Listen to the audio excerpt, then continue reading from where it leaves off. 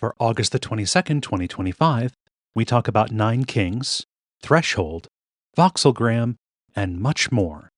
Welcome to level 555. My name is Kaye Ross.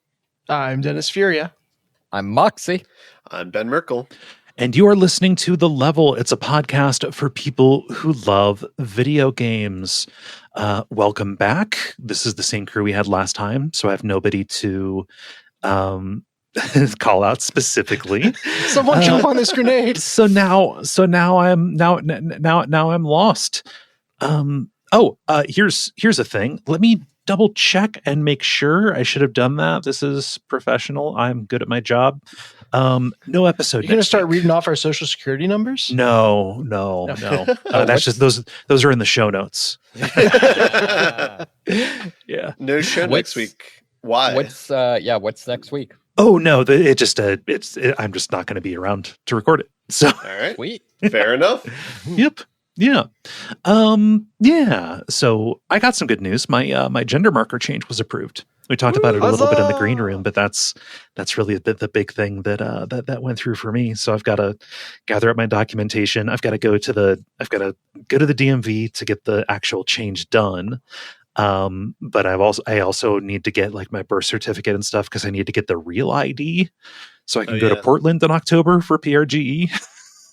So this is a different thing from getting your birth certificate change, or is this that?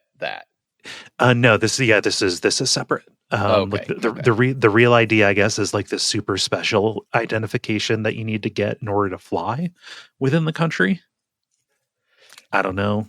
In retrospect, when I got the real ID thing, like that just seemed like, oh, they've got a new security thing with like everything. It's like, that seems vaguely sinister. Yeah, it's weird to need a passport to fly domestically. Mm-hmm. Right? Wait, I don't know. You don't. You I don't need mean, a passport to fly domestically. no, you. I mean, not literally. They're different documents, but like you need to provide a lot of the same stuff to get the real ID that you do to for your passport. All right, you guys want to hear something crazy? Sure. This is the kind of privilege you get in America if you are white and also a very cute girl. Is Jen was like, going on a business trip, forgot her passport and her ID. The only like identification she had on her going to the airport was like her credit card. And the TSA person was like, that's why pencil have erasers. That's fine. And so that if I ever had any illusions about all the like crazy security that's at airports being effective, it just shattered it right there. Yeah, we're not looking for you. We're not looking for you. That's fine. That's fine. I've heard stories like that where it's like people forget their stuff, and like the worst I've heard is like you have to sign like an affidavit saying you are who you claim to be, and then they'll let you through. But yeah, that seems weird. But yeah, I imagine it's very much on the eye of the beholder in that situation. So that TSA agent was having a good day or something, but go figure. Ben, how about you? What you been up to? Not too much. Trying to log my memory of what I've done over the past week. I don't think I've seen any movies in the past week. I just hung out with my partner's friends over the weekend for the most part. Oh, cool. So yeah, it is weird how on Tuesdays the weekend is a black hole, and as if it did not exist. Oh, this is something I can talk about. I've been watching On Cinema at the Cinema. Oh shit, you're in for a ride. Wait, how far are you?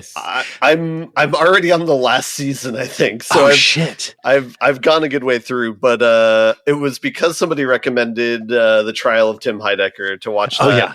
And so if you ever want to spend like 20 hours to get a 5-hour joke, then that's worth your time, I guess. On Cinema at the Cinema is like a web series that's been going for, I think it's like, I don't even know how many seasons they're up to. It's Tim Heidecker from Tim and Eric and Greg Turkington, who you have seen in things, kind of an all-comedian guy. And I would love that to be like my, like, you know how some celebrities have like a state merit title that goes with them? I would love to have mine be like who you have seen in things. You have, I assure you. But it's them. It's fictionalized. Them playing fictionalized versions of themselves, reviewing movies. But that's not what happens. Mostly, it is their lives falling apart and them driving each other crazy in different ways. Yeah. One person who presents as an asshole and one person who's secretly an asshole. who is secretly one of the worst people to ever exist. Yeah. You either die a Greg head or you live long enough to become a Tim head. Yeah. Anyway, so that's a good ride. Trial of Tim Heidecker is it's quite a masterpiece. It's a masterpiece. Did you watch the full version or did you? I watched the full version. Yeah, okay. Yeah. How much of your life did you throw at this?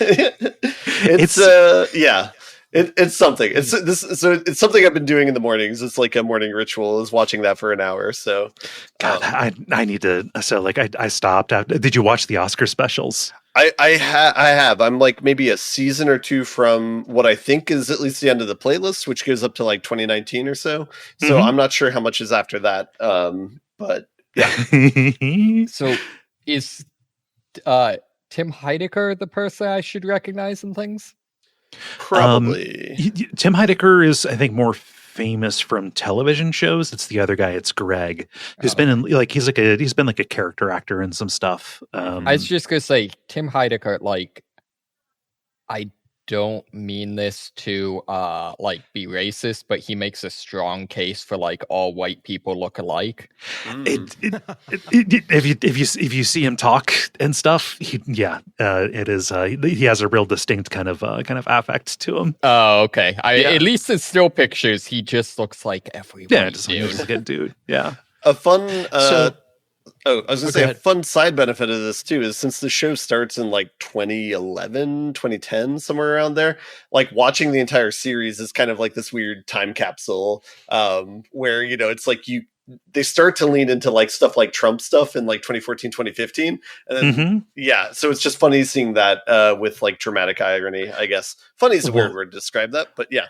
What's very fun is Tim is almost always like a couple of years ahead of where it's going to go, of where that stuff is going to go. Yeah. So like, you know, yeah. Did you watch the movie? Did you watch Mr. America? I have not. There's a movie that is related to his run for San Bernardino County DA. Okay. Yeah. Yeah. Wait, is this real life or it's fictionalized? Okay. I'm just gonna say because like at this point, I would believe anyone could hold any political position. We are firmly beyond parody. Yes. Yeah. Sorry, I can talk about this a lot. Oh no, I mean we haven't even gotten into Decker and Dakar. They're different things. Man. I actually for absurd movie experiences, I've got something. Okay, go ahead. Yeah, I went and saw The Naked Gun. I need to see that. I need to go see that before it leaves theaters. Yeah, I mean, so it is firmly not a movie you have to see in the theaters, right? Like, I want to pay to see it in a theater so more comedies get made. Yes. Yeah. Okay. Yes. Oh yeah. So I can get behind that. It is the first like true comedy, like slapstick, throwaway jokes, stupid sight gags comedy that's been in theaters since I can remember. That's been in theaters since they stopped making Naked Gun. But yeah, it is absolutely amazing from you know the first scene, from the title card, literally from the title card. It is just so freaking packed with jokes that you almost don't want to laugh because in the time it takes you to laugh, you will miss 2 or 3 gags. Nice. And so I kind of, I want to see it again at some point because I'm sure I missed every other joke in there. Mm-hmm.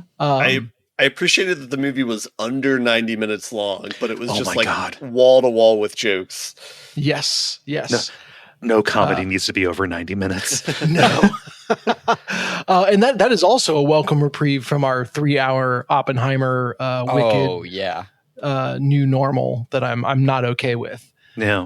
But went and saw it. There were 4 people in the theater, including me. Okay. So Jen and I made up half the audience. And I think I laughed enough to cover it, by far. I always go to movies like in the morning on weekdays. So like I'm always the person alone, and that's fine for a horror movie or whatever. I'm gonna feel like an asshole sitting alone in the theater laughing like that. But horror movie, you just got to go for it. Just got to go for it. Yeah. That just creeps me out way too much. Like, I know being at a movie theater, like, during the day, that sort of thing is just way too much. Where they call it like liminal spaces or whatever. Oh yeah. I love it. I love it. It is weird how people are very divided on this, where it's like either going to a concert alone or going to a movie theater alone. Like some people are completely okay with it, and some people are like cannot do it at all. In both of those situations, you're basically alone anyway. Is my kind of thing. Like, that's actually I don't know. This is weird. That's actually like something I've tried to explain to people because like having lived both in like massive cities and very rural areas. I know a lot of people in rural areas who are like, "Oh, I could never live in the city. You'd never be alone." And it's like, "Oh no, you are never more alone than you are in a major city." Yeah, like the American instinct to leave each other the fuck alone is universal, right? Yes. Some exceptions apply. Yeah. Except for the 1% that just make everyone else miserable. But yeah, so highly recommend, and God, I hope we get to see more like this. I think, there's been lots of very funny movies. I think of like Everything Everywhere All at Once is probably the last like very funny movie or absurdly funny movie that I can think of before The Naked Gun. But this is just so gleefully and unabashedly funny and pretty much nothing else. Yeah. That it landed very, very nicely. So, I love that they got Liam Neeson for it. Someone who could actually make an action movie, but instead is making a parody of action movie. Oh yeah. Mm-hmm. I mean, Pamela Anderson coming out of retirement, doing her first role in a long time does amazing. Yeah. It's just it is a bunch of people. You can get the sense when the actor wants to be there and is having fun. Right. It's just it's impossible to quantify, but and it is clear that Liam Neeson and everyone around him is just loving every second of this. I'm sorry, you mispronounced his name. Leslie Nelson? No, Liam Neeson's. What did I say? It's a Key and Peele thing. Is this sort of like the rural juror? Oh no, I was thinking it's like attorneys general. He's Liam's niece or Neeson's Liam. Yeah, you have to put an S on the end. It's Liam Neeson's. Yeah. Aha. Yeah. So good times in the movie theater for me as well. Cool. Moxie, how about you?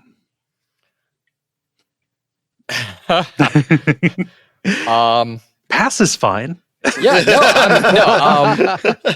I am doing all right. I am living through interesting times here in Washington, D.C. So. I think about that. I think about like, oh, you just moved there. And then, I mean, it's almost like spookily correlative. It's like they did this to fuck you over.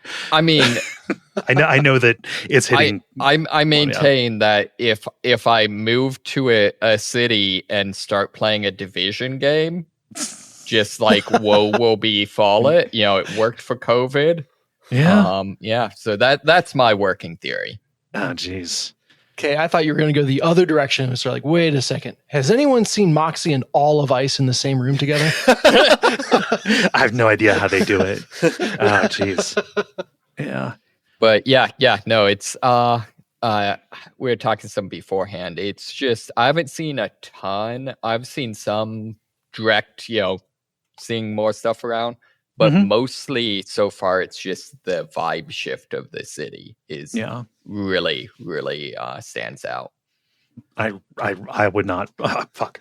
Okay, this is me saying this. I was about to say I wouldn't want to be going out an awful lot. Then I pause and think, yeah, no, no, I wouldn't. Regardless. Oh. It's weird that it's like a localized 2020 going on over there, or just like sporadically. Just all over, in different places, and coming soon to a bunch more. It's a weird inverse Naked Gun where it is equally absurd, but it's clear that nobody is having fun or wants to be there. Right. No laughs. Well, yeah, and this doesn't justify or anything, but like it's even amazing watching some of the like videos of like some of the FBI agents going on like basic like traffic stops, and just the look on their face of like, what the hell am I doing? That guy on TV saying, "Yeah, we're not going to let you smoke weed or drink on your porch anymore." It's like, that's my motherfucking property. Yeah. You don't know the laws. Like, I can do that on my property. And also, like, the added context of that of a bunch of white dudes going up to a group of black people to do that. It's like, it's almost the only context. Yeah. Yep. Well, Sandwich Man, though. I mean, we can all laugh about that. So yes. Yeah. I hope that they cannot find a jury for him. Honestly, I've got to imagine, like, what would that jury even look like? Because, like, even not even talk about like, politically, could you get people to not convict him? But just like, it's really funny. Like, how are you going to get a jury to take it serious enough to convict him? I think we can all agree funny crime shouldn't be illegal. Oh yeah. Yeah. Fair. It's the Peter Griffin defense of Your Honor. Come on. Yeah, exactly. Anything else going on besides hell? Nope. Okay. All right. Well, let's talk about some video games. Try and lighten things up here for a moment or two. To do that, we have to do the regular kind of show, what with the grind, the multiplayer, and the end boss.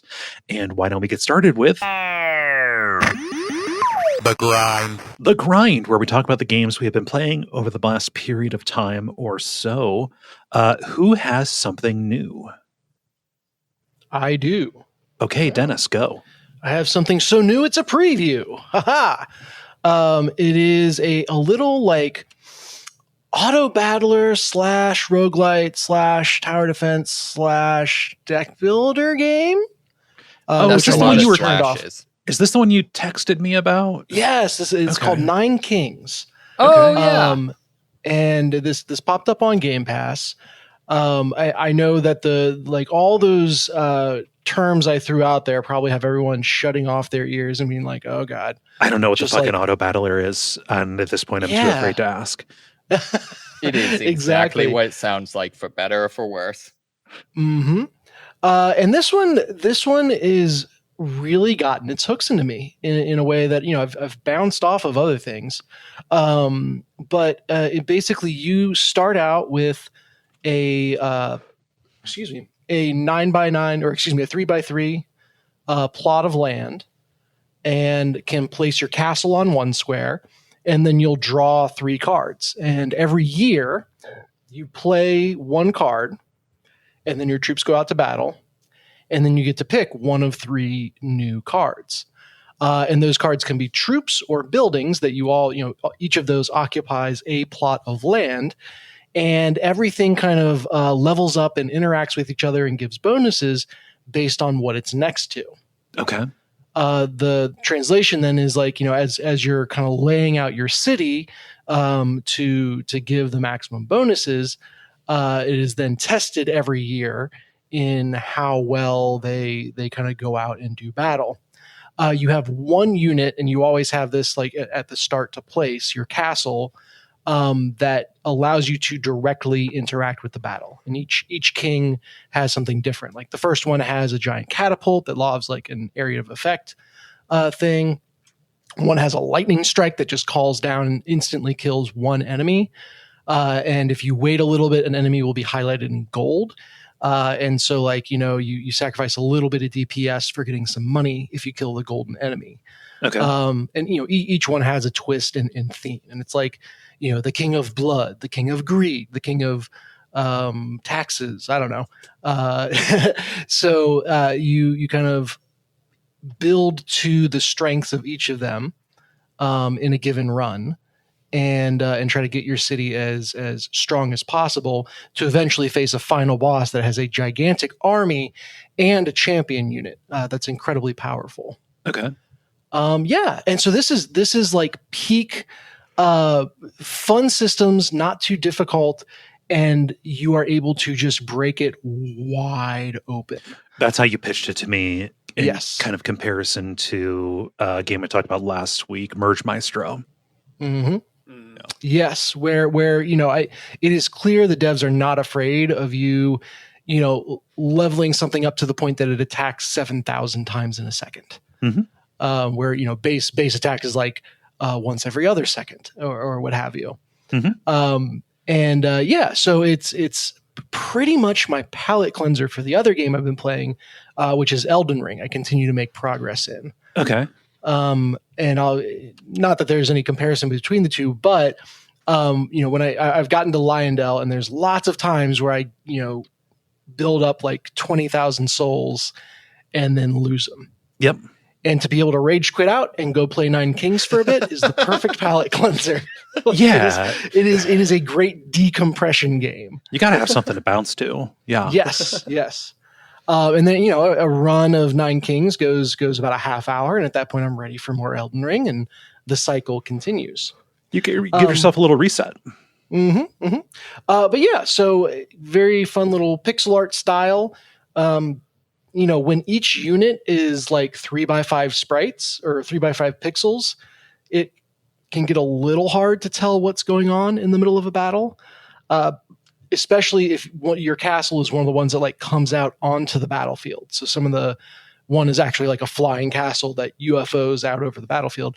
And that blocks like 50% of what's going on at any given time. So not super precise, not super high resolution. But it gets the point across just well enough.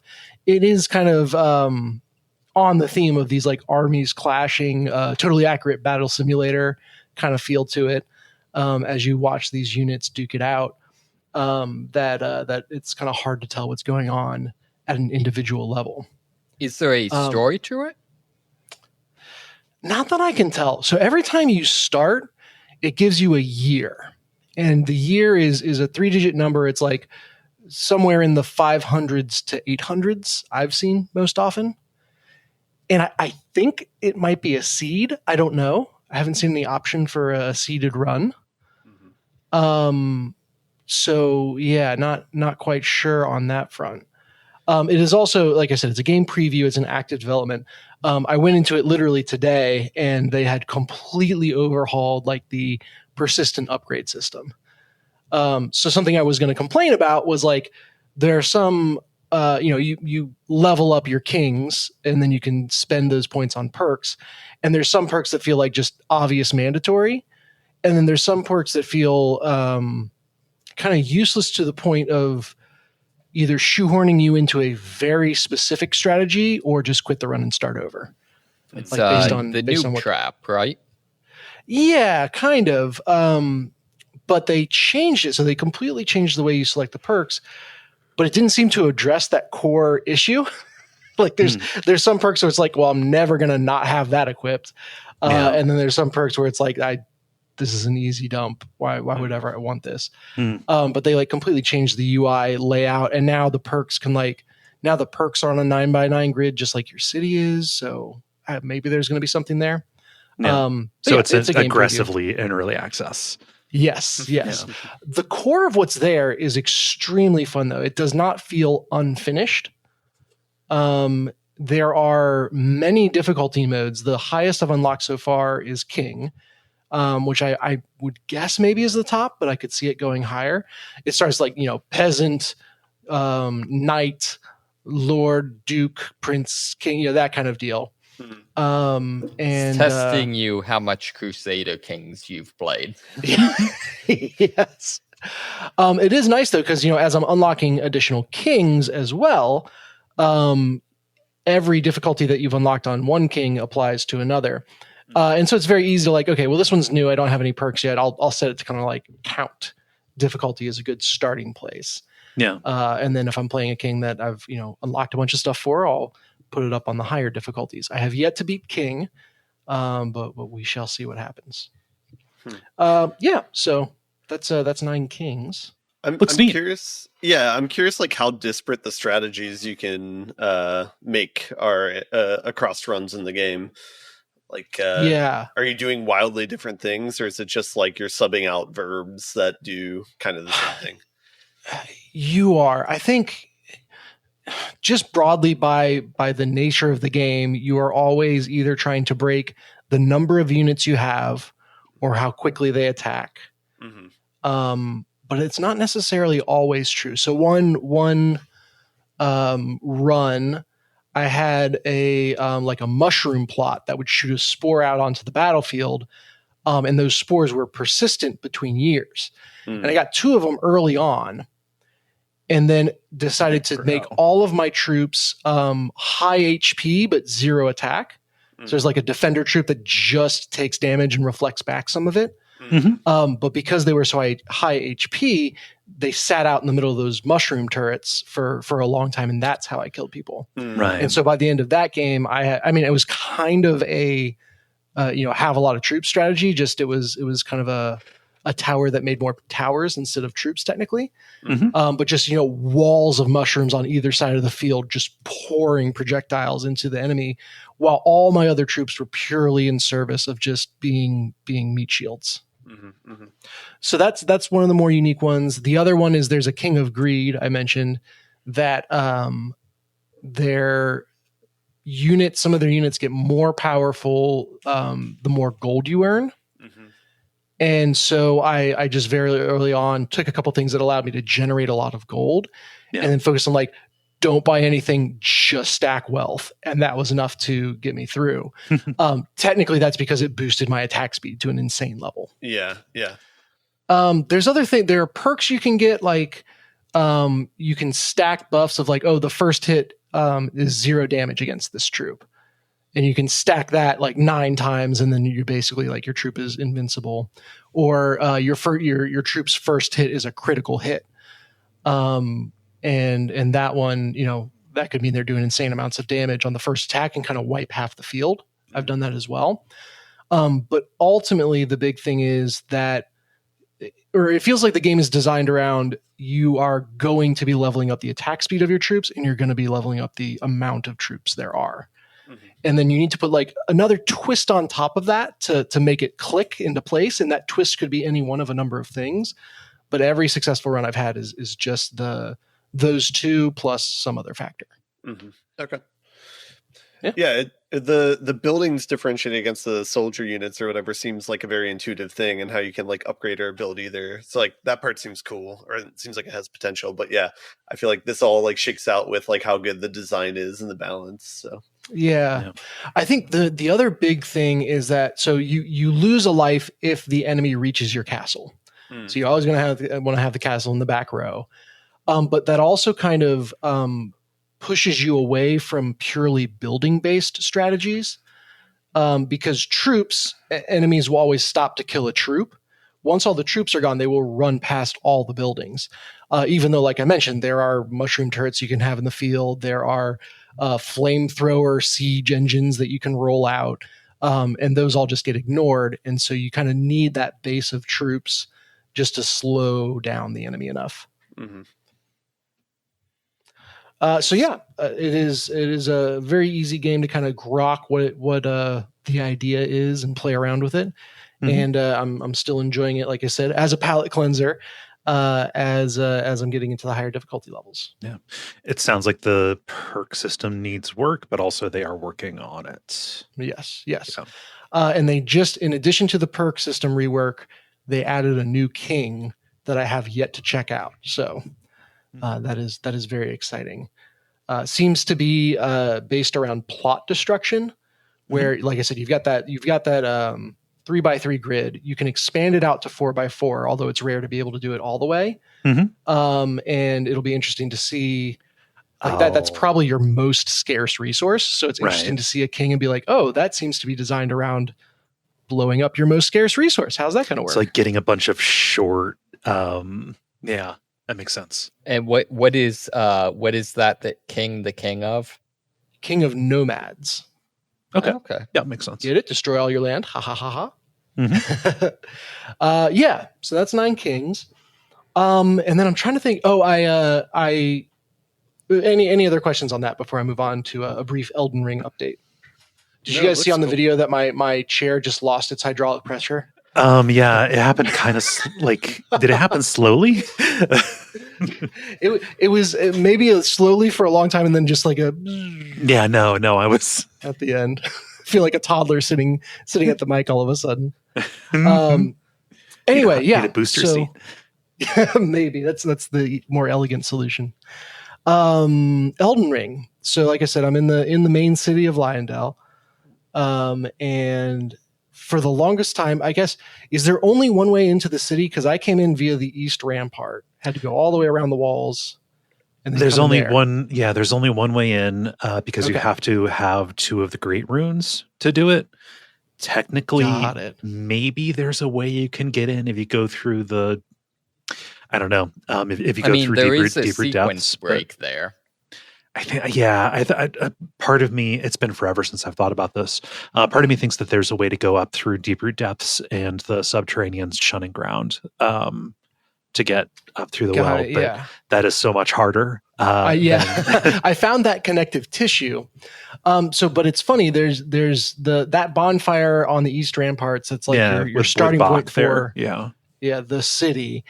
And then they do their most intense rendition of like, oh, everything's going to unlock to take you back to this starting point. Yeah. And I think I just poked just far enough in enough directions without finding a bonfire to start really hating that East Rampart bonfire. Yeah. This fucking place again. There's a bonfire down in the one of the districts that used to be flooded. That is that you can do. It's like in a church down there. I don't know that it's that. I don't know that it's that preferable. So yeah, I eventually did find more bonfires, and none of them were insane amounts of far away or like super hard to find. Yeah, it just so happened that I like stopped pushing in a given direction and was like, this is hopeless. I got to go somewhere else. And there was one just like right around the corner. Yeah. I think there might be an item for that. Like I forget what it's called. Where you use the item and it'll give you the little grace twinkles towards the nearest fire. I never used anything like that or relied on it. If that doesn't exist, that would be, I don't know if that'd be useful in Elden Ring, but it would be useful in like most like Bloodborne and stuff. Yeah. But so eventually, after all that exploring, the first bonfire that I did find was technically in that like under sewer whatever area. So I was like, this one doesn't count. It's not in. No. It's the beginning of a whole new dungeon. Yeah. But yeah, I've said it before. Elden Ring shines the most when it is in its like bespoke level format instead of its open world format. Yeah. There's a lot it's to almost love like about open both. world was a major mistake. Maybe. I don't know about that. My map is filling up with markers of like, here's an interesting thing to check out that I was too afraid to approach at this point. It's nothing but skull icons everywhere. Yeah, this was a one-way teleport that I noped out of, and all that stuff. What level's your character right now? I want to say in the 80s. Okay. Or maybe that's the 60s. Yeah, but I'm sure you said what build. For the first time, I've done a magic build. You might have not been on the. That's the right. No. It's the magic build. Yeah. Yeah. So very, very magic based, and then carrying around a rapier for when that runs out. Mm-hmm. But that actually led to an incredibly fun moment where, you know, usually the older boys are downstairs and playing. If I am, it's like the only way I can squeeze it in. Yeah. And they'll be doing Fortnite or Rocket League or whatever. But Luke kind of, for whatever reason, like popped up and he wandered around and was looking at my screen. I think was just intrigued by what was going on. And so started watching me. And every attack that you barely dodge out of the way of, he was doing the like flapping, the like, like rearing back and being very nervous for me, but also like really excited and into it. So that made everything that much more fun. This was one of those deep runs when I had not yet found a bonfire, and I burnt through all my mana. Right as I got to, there's like, if you go down that main street and then to the left, there's one of those like lion beasts that have a sword gauntlet type of deal that attack you. So like mini boss fight chasing me all over the level, and I don't have my main resource for defeating him. I fucking hate those lions so much. Oh my God. And if you're a magic user, they jump out of the way of every single spell you cast. Their side jump is perfect for dodging missiles. Yeah. But this oh, go ahead. A tip on that. If it's the one that I'm thinking of where you're headed up and you're like encountering him in a graveyard, kind of like headed up, that's the wrong way to go. You don't want to go that way. Okay. Yes. I actually did wind up finding kind of a dead end there. Yeah. And then the door on the main street, or the door at the end of the main street, is a dead end. It doesn't open. Yeah. I wound up finally, the last time I played, I figured out, you can climb the dragon. Yeah. And that was actually at the end of this session where Luke was watching me. And we had this great aha moment together. Wait, isn't that just a euphemism, climbing the dragon? That's chasing the dragon is what you're thinking of. Yes, this is all, Elden Ring is all an elaborate metaphor for opium addiction. Oh. Yeah, exactly. I was going to say, what's his face? Bonfires are the saves point, you know? Man. Anyway, so, you know, I'm out of mana. This thing is coming. I'm like, this is probably not going to end well. And I think I might have said as much to Luke. He's like, no, you got it. There's one area where like there is a garden with a gazebo in it that's like sunken in with the rest of the walk around it. And if you jump, you can get to the top of the gazebo, and then you have to drop down to the garden. Well, I fighting this lion, running out of mana, jump, and the lion follows me down there. And so it's on the ground and I'm above. So I start furiously digging through my item inventory. I've basically ignored items this entire time. Right. So you have just like a ton of throwables, right? Exactly. Yeah. And start blowing through every single throwable I've got. But of course, since it's a hyper aggressive enemy, it's right up against it to where like I need to be on the very edge, tossing down and at hope it doesn't clip into the into the geometry. Eventually, it jumped up on top of the gazebo with it's just a countdown to that point. Yeah.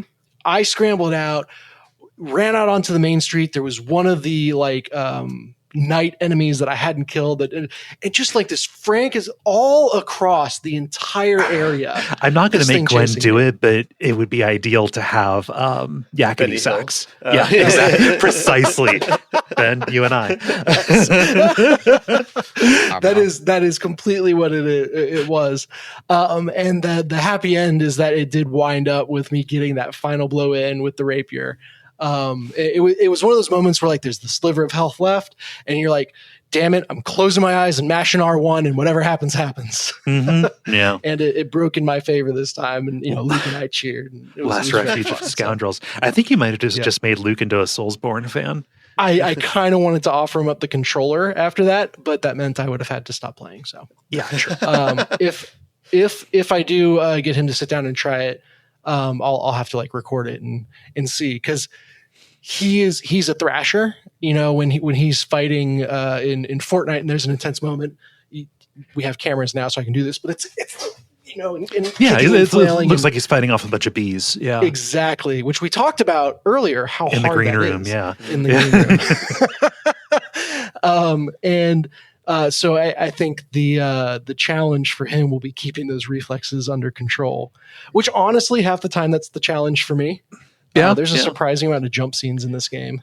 I mean, go ahead, Ben. Have you thought about whether to start him on like Dark Souls versus Elden Ring, or?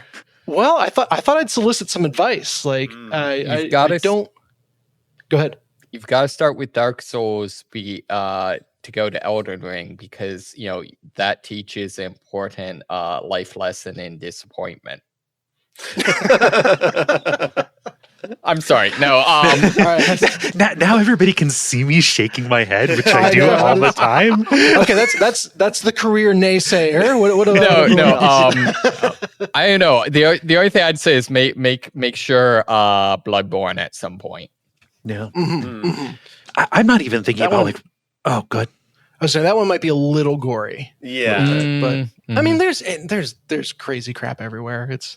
Yeah. I mean, the trade-offs is like Dark Souls, it's like the space is simpler, so there's like only a few different ways that he can go at any given time. But Elden Ring, he can like grind and level so that he can like rise to any level. So also Elden Ring, definitely not Dark Souls 2, where the enemies will stop spawning. Right. Also, Elden Ring does a really good job, much better than the previous games, of like whatever build you want to do, getting you the things you need for that real early. Like, if you're like, I want to be giant sword haver guy, I don't want to be the person who underestimates your middle child, Dennis, but he's what, 9? Yep. Okay. I think it might be a little bit too early for him to play it himself. I don't, he might have it, but instead of like leaving him to sink or swim with it, I was just thinking about like, oh, he's a fan, just like this is something you guys could do together, and like for sure, he can be a co-pilot on it, like as you like read the little bits of story and look at the world, and you can be like, oh, look over there, kind of stuff. He loves armchair quarterbacking that stuff, so that would be good. The other thing is I know Luke well enough to say he would immediately go to be arrows. He loves bow and arrow. Those are not especially viable in Elden Ring. Yeah, it might be a problem. Yeah. They're not especially viable in Minecraft Dungeons, but that has not stopped Luke. I love though now with what you guys are talking about. I now just have this mental image. I want someone to make the no thank you evil of Soulsborne games. Yeah, the kid oriented TTRPG. Oh, okay. All right. Yeah. And now you can see me Google stuff. Yeah. That's right. So I'll have to report back, but the next generation has been intrigued. I just thought introduce them to another Crab's Treasure, which is basically the same. I don't know if it's easier, but I think it does have accessibility stuff. Yeah, on base level, I found it miles more difficult than the Souls. Okay. In that it is one where like it basically revolves around perfect parrying. Oh yeah, no, that's I don't know. But regardless, I'm happy you were having fun playing Elden Ring with your son. The entry point. There's a layup one that I already did kind of play with them. Is Tunic. That's perfect. Yeah, every kid loves decoding a crypto language. I didn't say we finished Tunic. I said we played it. But that's got a bit of Soulsborne DNA in the combat system at least. Yeah. But yeah, I will report back. And that and Nine Kings is what I've been playing this week. Cool. Sick. You joke about the crypto language, but I think fondly of like playing Myst as a kid when I was far too young to play it. Yeah, true. Yeah, but you're Ben, so fair. Oh my gosh. JK, heart. See, I'm just scared that this is going to mean like kids being obsessed with crypto, so oh no. No crypto, I don't care what kind. Have to disentangle those. And Ben, I also played Myst too young. I think I still have the copy of Myst for the Sega Saturn that I borrowed from my cousin. And you got Myst for Walkabout Golf VR as well, so I do, yes. Yeah, God, I need to pick that back up.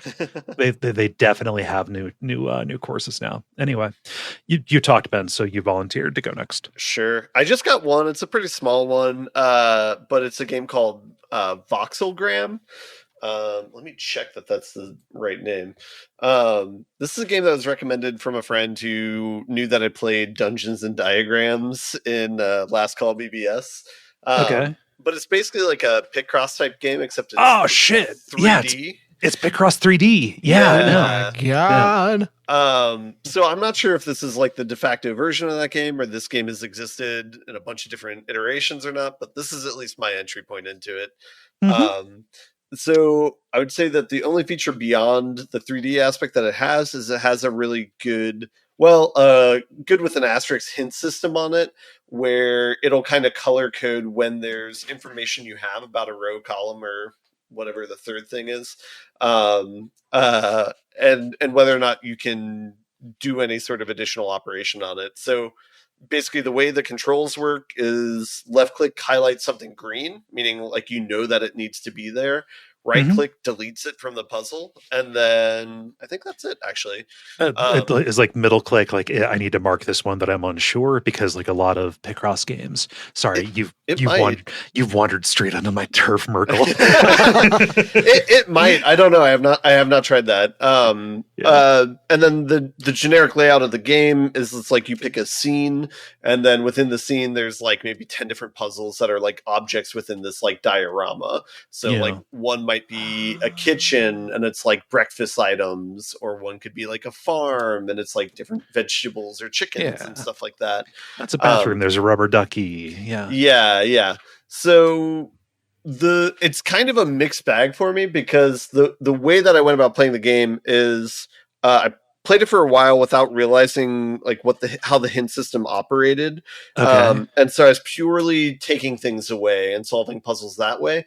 And it was getting to a point where it's like my ratio is like maybe 1 or 2 per world. I kind of got to a place where I was stuck and didn't know where to go from there.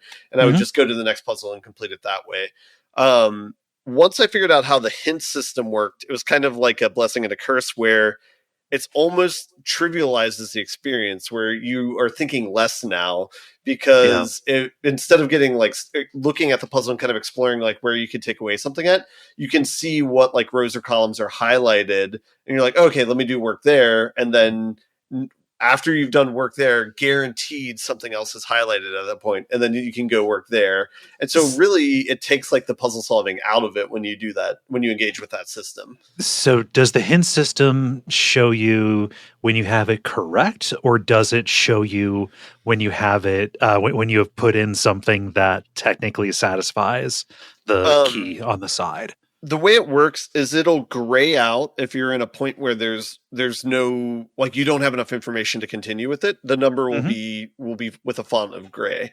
But if either you can mark something as guaranteed being there, or take something out guaranteed, it'll be highlighted blue to know that there's something you could do with it.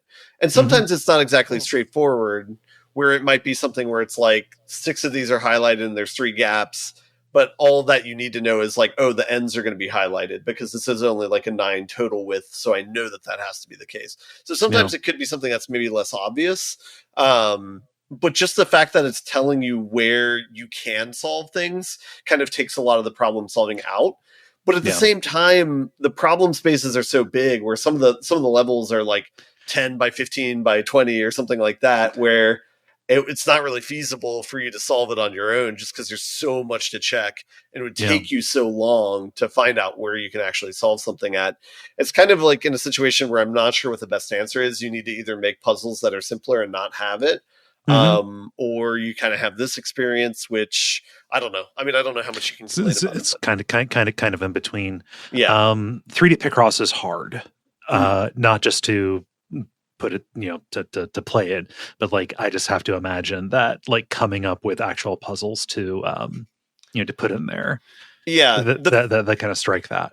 The fact that the hint system exists probably to me means that they probably have some sort of programmatically way of telling if a puzzle works or not, like the same way that you could do with like Sudoku or something, and probably just iterate on different hints that you could give to try and figure that out. Or maybe there's a way to work backwards, but at the end of the trailer, it talks about having random puzzles. So there seems to be some kind of programmatic element to this. Sure.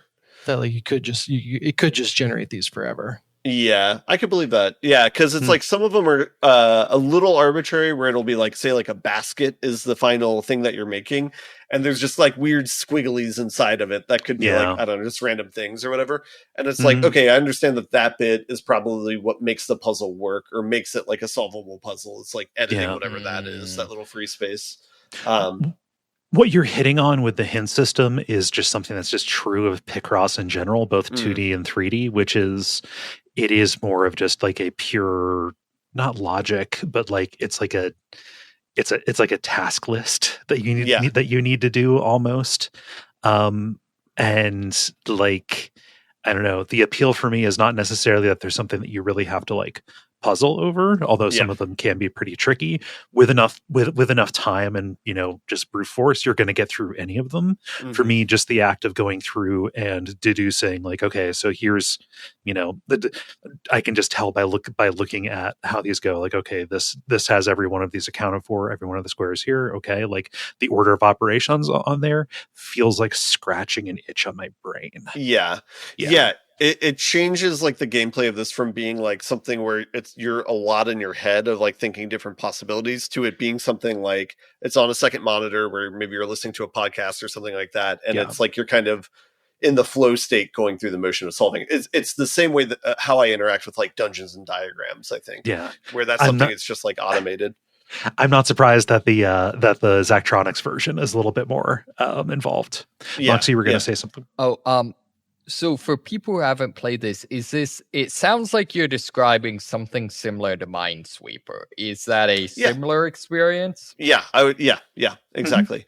It's something where it's like you learn the rules of the logic, like to a certain point where you can just do it automated. And it's, I don't know what the term for this type of game is, where it's like, it is scratching some sort of itch or like, I don't know. So it's it's like a fidget spinner for your brain. It's like a like a crossword or Sudoku kind of thing. Yeah. The thing that differentiates it from being purely like Minesweeper is that there is no like probability involved with anything, right? Yeah. Where like you'll hit a square and then you'll get the number, and then the next one that you do before you get more information, like, okay, it could be any one of these around here.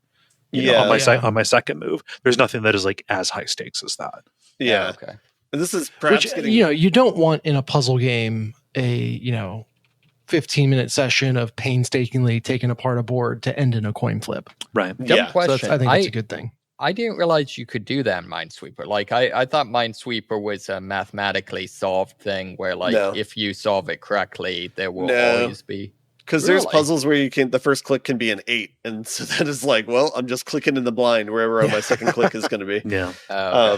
But it kind of get hyper focused on these puzzle type things. So like, there are certain, like when you play Sudoku, for example, a lot of times it'll go down to like, I'm going to try one branch and see if there's like a contradiction, and if there's, I'll back up and go with the other assumption to make progress on it. Yeah. And a lot of times you can do that with Dungeons and Diagrams as well. So one thing that is actually nice about this one is there's always a path forward. You never have to guess. Like you can always, like, there's always something you're missing if you don't have like a sure way forward. So I do appreciate that part of this one. But you can get yourself built up in such a way where like you made a wrong assumption very early on, and then that acted as like a seed for the crystal that grew wrong. So you have to start like untangling, just like rip it back out and say like, I can't remember exactly where I took a leap on this, but we've got to, undo it. So like that refactoring, I think, is the part where it gets most like problem solving. Yeah. Well, so that's the nice thing about the Voxelgram, though, is because they've generated puzzles like this, there's always like a sure way forward. You never have to, you're never forced to have to make a guess to try and figure out the puzzle. But anyway, so it's an okay game. If you like those types of games, go for it. I wasn't aware of this. I have played all of the 3D Picross games, at least the official Nintendo ones. So I don't know. Yeah, I mean, I think it was on sale for $3. So like it's a very low risk investment. So yeah, and there's a sequel, it seems, as well as DLC for at least the first one. So I guess you're not going to hurt for recommended it so long ago that they've already made a sequel since this one. Maybe. So. When did the second one come out? Shit, I'm really excited about these. No, the second one came out like yesterday. It came out on the 14th. Oh, of holy August. crap! Yeah, on the 14th. Yeah. Wow. All right, I'm magooed myself into a topical conversation. So, what's new in Voxelgrams 2? I can't tell from the video. No, shit. I mean, you might not have liked it, but you described something I might really enjoy. Shit, I can just get the complete bundle for like $10. Hell yeah. Yep. You've got yourself a sale. Yeah. That's how we do it. Yeah. Oh my gosh. Moxie, how about you? Man, I don't really have anything too interesting. Been continuing on with Witchfire a little bit. A little bit more The Division 2. A little bit more Fallen London, but like none of those really much anything. I think the biggest thing is played a fair amount of Darktide with Dennis. Okay. I finally got around to playing the new class, which everything's in Latin, so I have no idea if it's like the Arbites or something. I know it's something that basically means I'm a cop. Okay.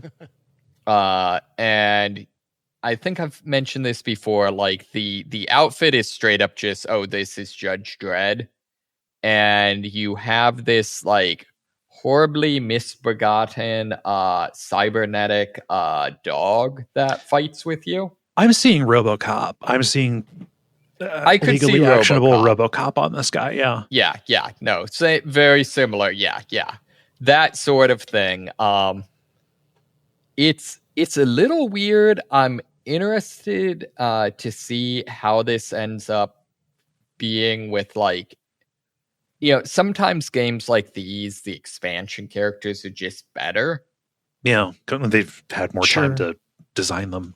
Right. And I'd be interested to know because like, in particular, the fact that you like have an attack dog that's helping you is just on top of everything else you get. So like you still have a special ability. It's not like attack dog is your special ability. So I'm interested to see how balanced that is. Maybe the balance is you just have more to concern yourself with. There's more to keep track of. That could be. I do like having one to help me. One of my favorite things is there's a achievement you get where this game's equivalent of like the hunter in Left 4 Dead or the gutter runner in Vermintide, the like sneaky character that will tackle you and someone has to help you or you die. This game's equivalent of that is a hound, and so there is an achievement for your hound rescuing you from the hound. Oh, that's cool. Yep. I have to say though, you'll have to tell me if it's better when you are the one controlling the hound. I constantly mistake the Arbeitsdog for a bad hound. Yeah. And it is a good thing there is not friendly fire on the level we're playing, because I would kill that dog so many times. Yeah. I would say gonna snip that. Oh no! I would kill that dog so many times. Hey, you could be the next head of Homeland Security. He's right. Dream big. But no, yeah, to the point where it almost feels to me like bad game design, just because like this is a game that very core is about like learning silhouettes and reacting to them instantly. And so like having something in it that just doesn't silhouette well, or at least compared to the other things, seems kind of almost seems like a game design mistake. Yeah. But have you figured out what it means when you get like the warning sound of like the whack right before something bad happens? I can't figure out what the game wants me to do. Like you'll be in the middle of fighting and there's very distinctly an alarm sound. That's like the the best analog I can think of is the Senua's Sacrifice or Hellblade, when like the voices in your head whisper like "watch out" when someone from off screen is about to hit you. Right. And that happens constantly in Darktide, and I don't know what the game wants me to do with it. Yeah, I don't. Like, is that a dodge forward thing? Is that an attack thing? Is that a? Or I don't know if maybe it's just a like you are about to be attacked by something you currently don't have on screen. Yeah, maybe. I have not found a way to like effectively react to that yet. I know like Left 4 Dead had a musical cue that it played for every single special infected when they spawned in. Oh, that's fun. I don't know if there's anything like that. I don't know. Yeah.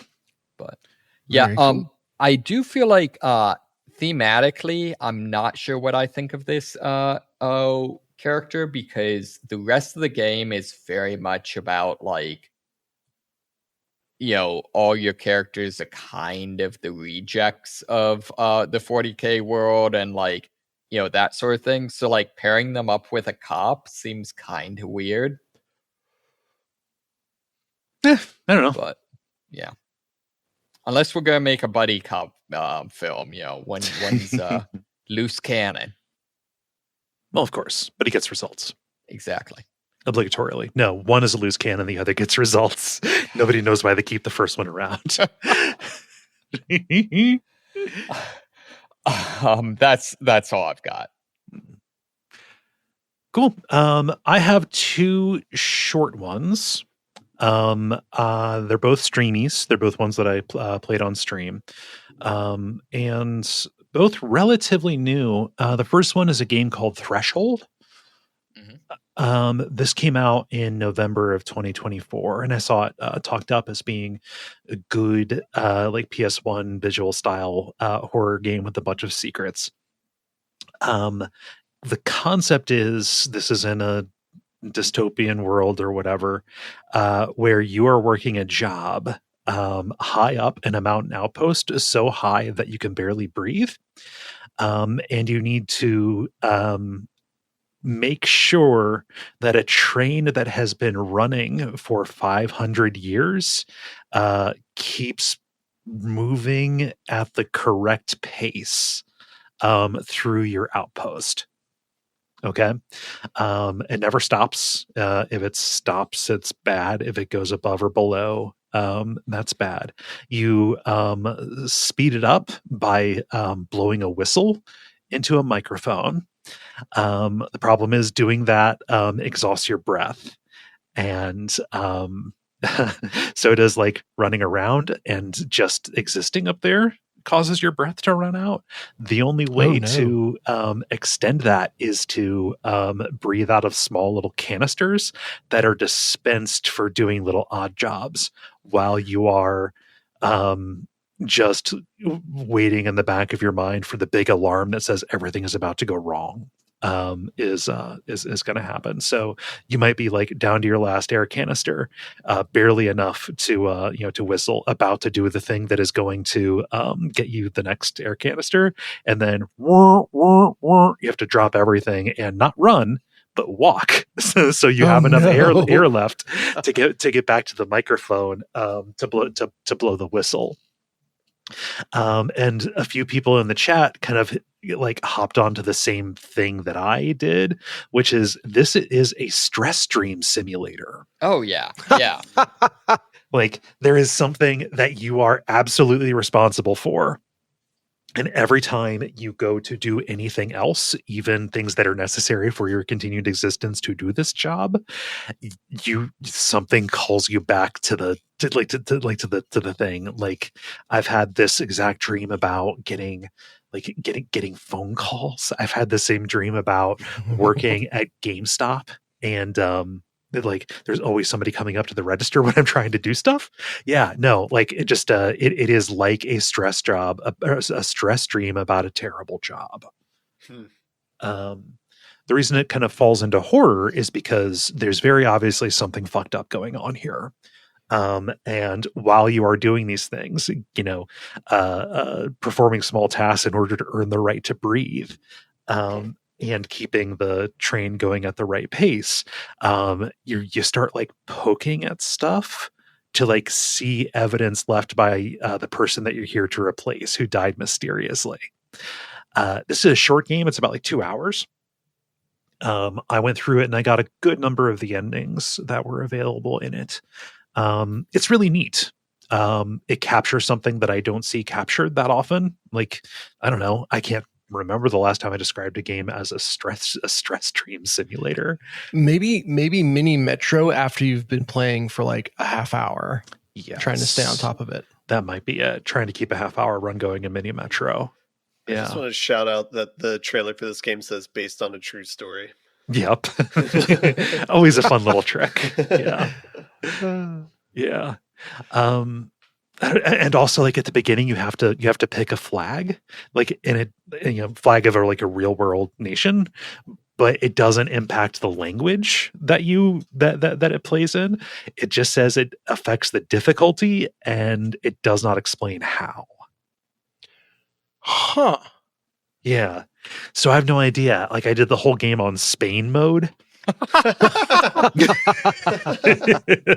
Because I was like, of the options here, Spain seems pretty middle of the road. I load just up and choose a different flag, and it's like a dating simulator, like just completely different. What the fuck is going on in Spain? Oh my god! Yeah. I just love the fact that like some year I'm going to tune into Good Games Done Quick. It's gonna be this game, like German mode, no bratwurst.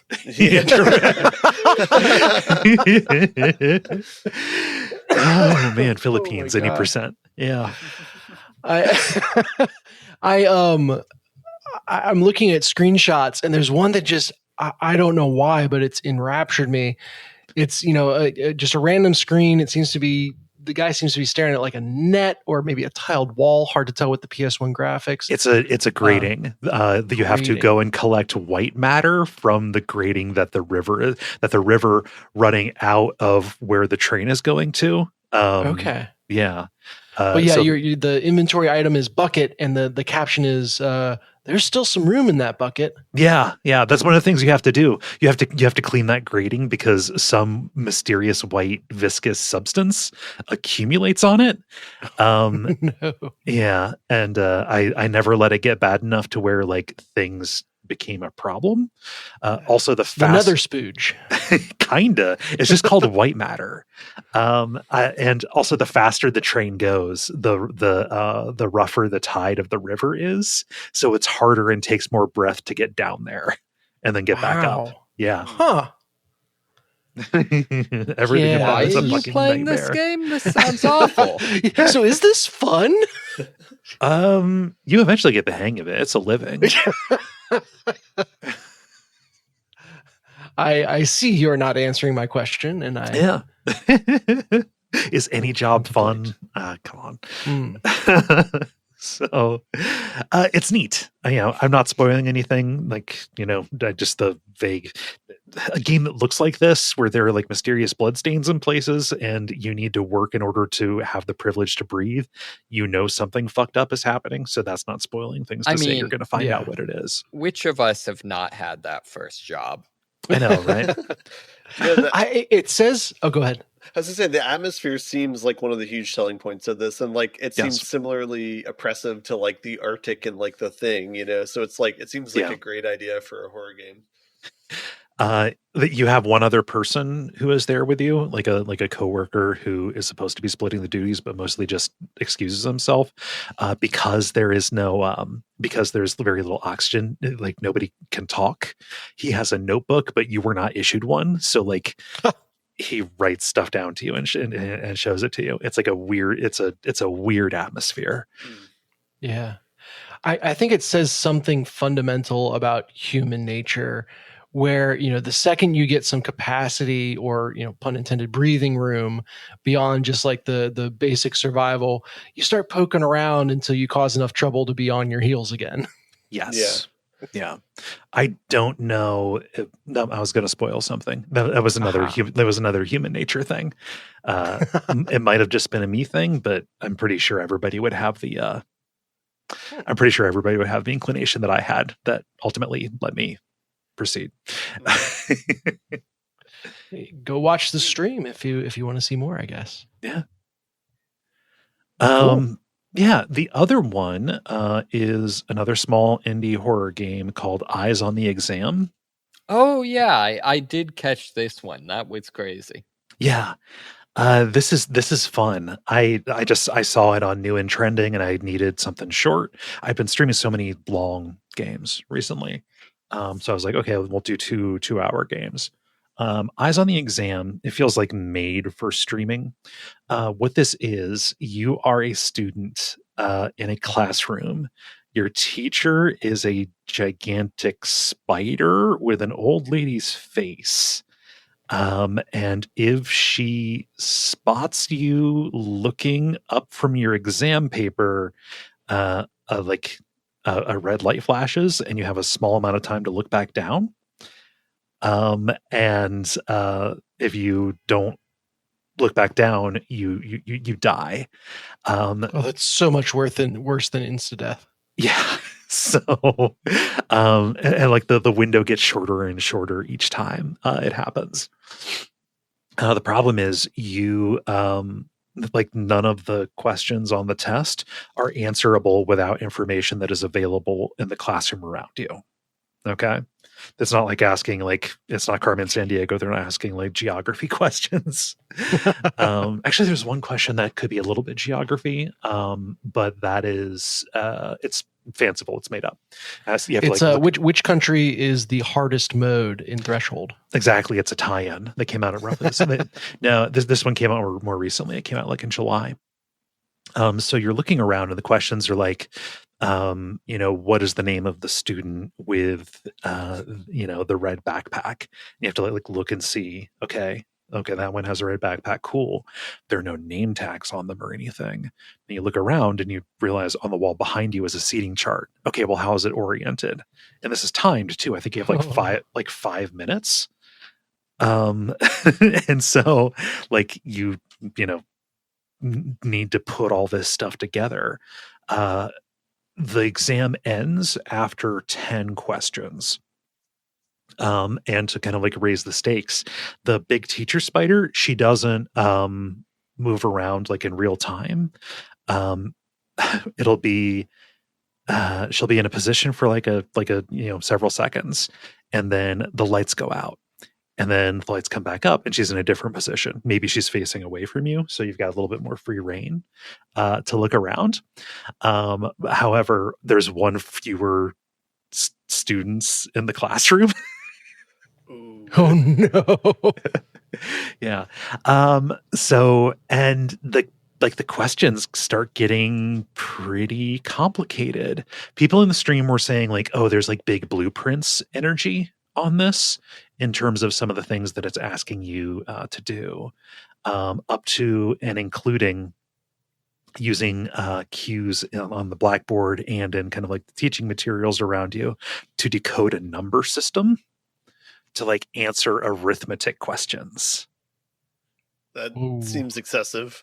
It took me a little bit, but I beat this game within. I got a perfect 10 and got the secret endings and stuff within 2 hours. So you're only like you only need to find 1 through 9. It's just those digits, and the clues are like pretty clear. Like you'll see a square or something, and like there'll be a mark for like what one of the sides kind of like lengths is, and then like there'll be a symbol for the area.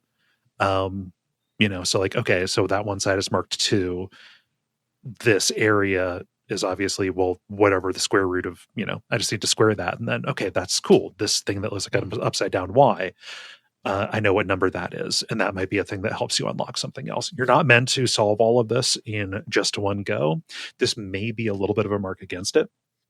The questions and all of the like clues and stuff stay the same. I don't know if it's the same across like boots in the game, but like within an individual run, the information is the same. So like, my index card, assuming I boot it up and stuff is still the same, my index card of the number code would just have you would just give you the answers that you would need for those. Same thing with like when it asks you like how many of X object are in the room, stuff like that. Yeah. What's going on with being able to like spin or knock off the pencils on your desk? Oh, you can do some fidgeting. There's it's not like that will distract the teacher or reset the timer on when she moves or I didn't see. I knocked it off and assumed it like nothing happened, so I just assumed it was just a little thing to do. There's one pencil you can knock off the desk, and there's another pencil that you can spin on an eraser.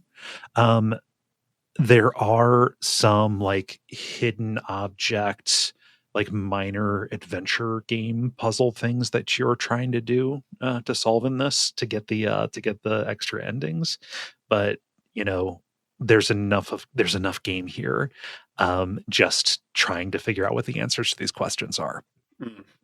Yeah. Well, weren't there also? Oh, sorry. Weren't there also some questions where you had to do some stuff to get the information, like you had to like open a window or things like that? Yeah. So like you just say like what's on the TV, and you have to like look over at the TV and see that there's a button, and then just clicking on the button. You don't have to like get up and get over while avoiding the gaze of the teacher. You just have to click on it. Yeah. How long did this game take in total? 2 hours. I think I maybe stayed over like 10 minutes to get the true ending, something like that. Yeah. It's a fun little snack. I don't know. Yeah. Maybe kind of want to play Blueprints. Wait, have you played that yet? No, I haven't. Oh, I know, right? Yeah. So, yeah, eyes on the exam. It's neat. Don't let teacher spider see you. And those are the two that I have. Very cool. Any other questions about those? When are you going to play the Blueprints on stream? Oh fuck, I'm not going to do that. I can't have people knowing how stupid I actually am. You need a secondary camera that's set up to view your notepad. Yeah, I'm sure somebody's done that with a document cam. Yeah. It's not, I will say it's not as bad as most puzzle games, because it's not outright puzzles that you have to solve. It's about kind of like managing resources more. I think you'd be fine. But. Okay. I'm still not confident enough to do that. Fair. Multiplayer. Now it's time for the multiplayer, where we ask you a question and you answer it. Dennis, what is the question that you asked the nice people? Yeah, shout out to Aaron from our Slack for the suggestion on this.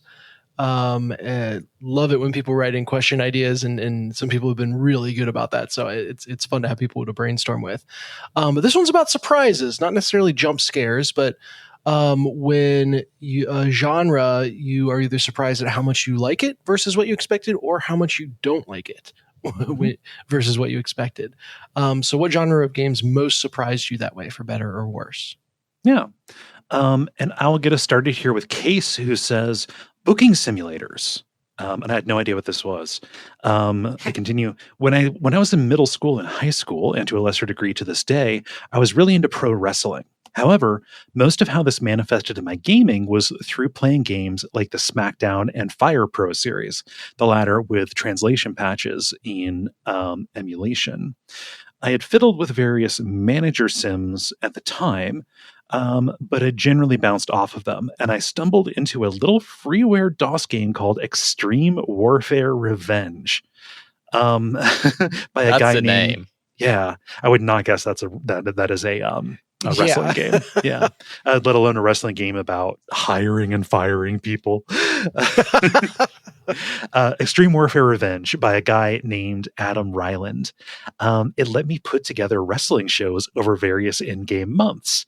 And it had real wrestlers, some that I'd heard of, like the Dudley Boys and Steve Austin, and some random indie guys I hadn't heard of, like AJ Styles or Bryan Danielson.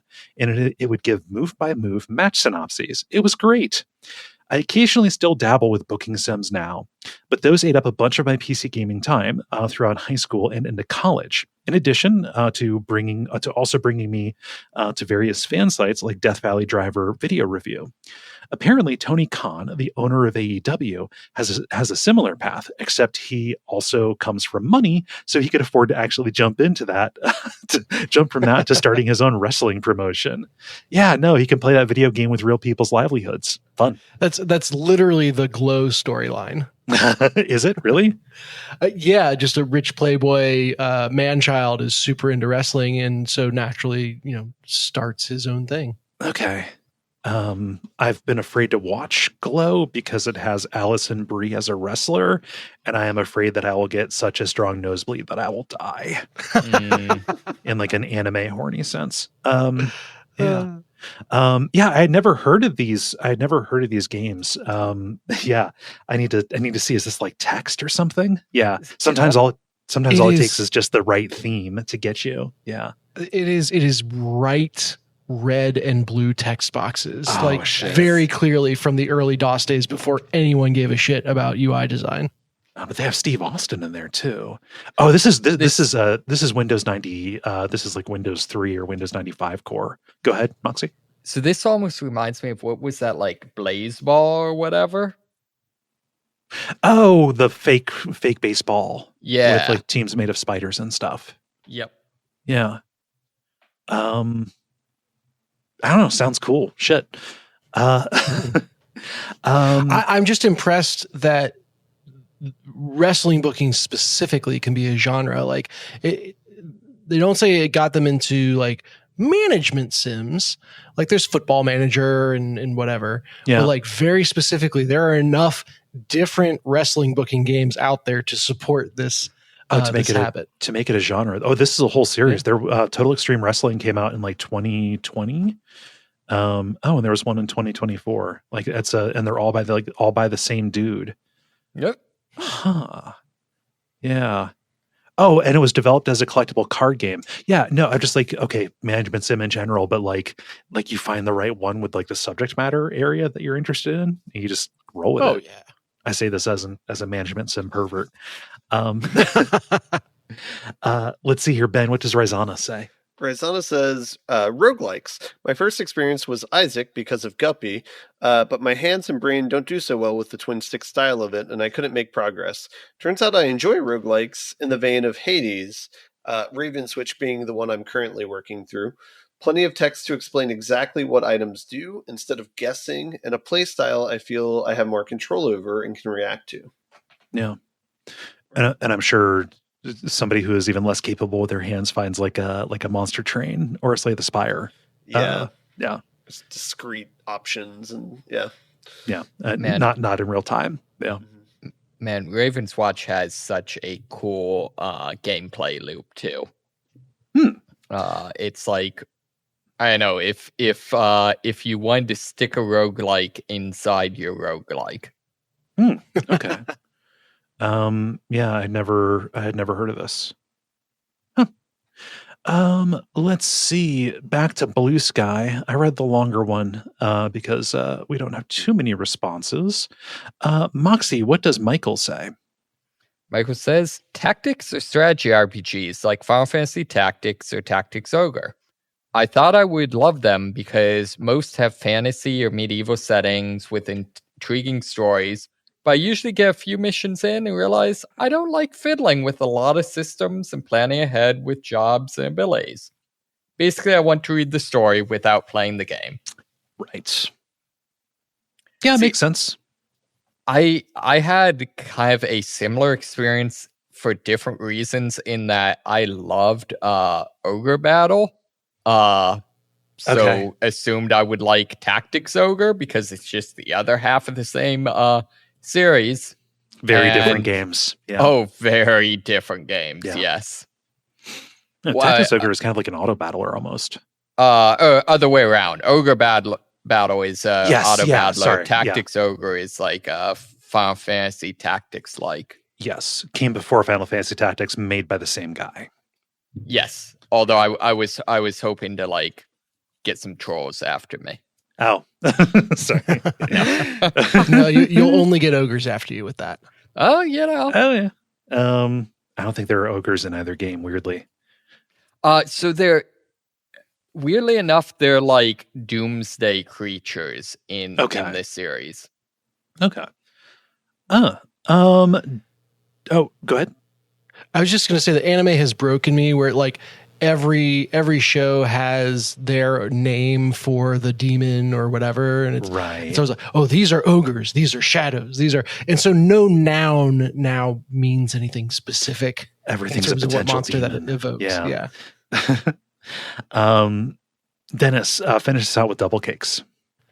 Yes. Double Cake says point and click adventures. When I first got into Duckfeed shows and a lot of the genre were common talking points on podcasts in the community, I checked out a few of them, but quickly grew to dislike them. Fast forward 10 plus years later, and I play a game called Beyond the Edge of Owlsgard, and the genre clicks for me. In many point and click adventures, the player gets familiar with an intimate and expertly illustrated space as they try to solve puzzles, and I gelled with that game more than the comedic ones I tried years ago. Now I'm pointing and clicking with the best of them. Oh, nice. I want to hear if like they went back to the ones that they bounced off of and like suddenly got the comedic ones, or if there have been enough like, I don't know, Widget Eye style serious dramatic ones that they've been able to kind of find their own niche in that. How much appetite do you have for pun-based puzzles? I mean, not infinite, but I don't know. I like Ron Gilbert games. Yeah. So because I only ever talk about 4 games, I did not expect that Guitar Hero would get its hooks into me when it did. I did not really enjoy like DDR, like, just rhythm games just never really, hooked me. I think that I played Parappa the Rapper and enjoyed it, but that was more because of the art and the music, not actually because of the play. I got no rhythm, nothing. But Guitar Hero comes out and I think, okay, like I've tried Guitar Freaks like in the arcade, and that plastic guitar was neat, but I didn't like any of the music. But here we have a plastic guitar, which is you have the novelty, and then like looking at the track list in the original Guitar Hero, there's a Queens of the Stone Age song, band I really like, and so I was like, all right, well, I want to kind of give this a shot, and I went with my girlfriend to Best Buy just to see if they had it, and we sat down and played it, and we like hogged it. And then immediately when it came out, I was like, okay, I need this. I got a copy for a girlfriend. It's like, yeah, love this. And now I play rhythm games all the time. I had no interest in playing guitar up until that point. Like I have no idea. It was literally just the novelty of it. And I was like, oh, this can probably work. Yeah. So like I'm one of those mythical people that played Guitar Hero and thought, oh, well, I should probably just play real guitar too. And then I decided to play both. It's I think go ahead. I'm surprised you didn't go with Dark Souls. Oh yeah, I've told that story a lot. I'm putting that one on cooldown a little bit. Okay, fair enough. Yeah. I think that might have been one of my earliest impressions of you was because we were in a dorm like across the hall from each other right when Guitar Hero 2 came out. Oh my God, I was a fiend. And it was like, everyone sit down and shut the fuck up. I'm playing Guitar Hero 2. Let's go. And precisely my energy. Weirdly accurate the way that you represented how I was. That is the most excited I've ever seen someone for a game release. It wasn't even that. Like I was waiting for my mom to send me a copy of the magazine that had like the 3-song demo for it. Yep. And like I took like an hour-long bus ride out and then an hour-long bus ride back from the campus to Rookwood. Like up by Hyde Park in Oakley, to the closest GameStop, the one where I worked, in order to get it and then bring it back with a second guitar so we could play it multiplayer. Yeah. Well, and I kind of came on more on the timing for Guitar Hero 3, but you definitely played a role in getting me as into those games as I was. Yeah. That was half a lifetime ago. Almost literally, yeah. No, that was 2006. Yeah, not with how long I'm planning on living. that's only like maybe a tenth of a lifetime. Yeah. That was 19 years ago. Yeah. I'm gonna live to be 500. Yep. No, a fraction of a fraction. It's fine. Blink of an eye. Maybe in that time you'll be able to beat through the fire and flames. I already beat that. I beat that. That's on Guitar Hero 3, so that has like the really lax hammer-on pull-off timing. Generous. Yeah. Yep. Yeah. Ben. This seems too easy to piggyback, so I'll just say the same thing, but for drums, playing Rock Band at your house, Kaye. And then, because there was a drum set at my home that my roommates had, and so it's like, oh, it's just this? All right, I'm going to go home and do that too. and for the listeners, Ben is just vaguely miming, like almost like a cartoon. Drum. Yeah. He's keeping the beat. Yeah. I really didn't have any interest in drumming either before Rock Band, and that gave me the bug too. Is this the question where we all realize that Kaye systematically pulled us into video games? I want to see how many of these I'm responsible for. Oh boy, it's like a superhero origin, but it's all me. Moxie, how about you? So I think mine is somewhat similar because I got it's been half a lifetime ago and console names mean nothing. I got a PlayStation, whichever one had Dark Souls. And okay, all right. So that's not only 3. Your mom told me, "Hey, I'm getting Moxie a PlayStation 3." And she called me and was like, "What game should I get them?" And I said, "Oh, Dark Souls is a pretty good one." Yeah. Yep, that's exactly where I'm going with this. Holy shit! This is breaking my brain right now. Yep. Oh man. And you kind of bounced off of it, didn't you? Like you hit the depths and then. So all Dark Souls games, I don't know why, or Soulsborne games, I like play pretty significantly, bounce off hardcore, and then like years later come back to. Yeah, it's the incubation period. Yeah. Probably about due for Elden Ring, so give it a shot. I don't know. Dennis, don't disappoint me now. No, I won't. So I will say I had a negative example in mind, like something I expected to really like. And I want to hear both. So yeah. So generally like survival games. I remember fanboying out so hard on Nightingale when they announced it, which is like a survival crafting game that is very like fae and fantasy themed. Yeah, this is recent, right? Yeah, only a couple of years ago, or like maybe a year ago. And in that genre generally, like, oh, Don't Starve, that looks so freaking cool, and craft your base, Valheim, oh my god, looks so amazing. Every time I talk myself into like, this is the one that I'm really going to click with, right? And then I can't get into survival crafting. Okay. I think it is, my reach exceeds my grasp on the side of what I want to create. Mm-hmm. And stuff being like out of your reach frustrates you. Yeah, well, and add to that the friction of you also have to do like the grinding and surviving to keep your meters upkeep up. Stuff. Yeah. And it's like, okay, so now I'm trying to find the time to do something that I'm not going to be as good at as I want. Right. Like I can't do it, even though I love the idea of it. Like, I don't know, that one I always bounce off of. Mm-hmm. But I am a little wimpy boy when it comes to horror. I can't do it. Don't like horror movies. Don't play horror games. I think Mario Kart has a few too many jump scares for me. You know, that kind there of are deal. ghost house levels. There are ghost house levels.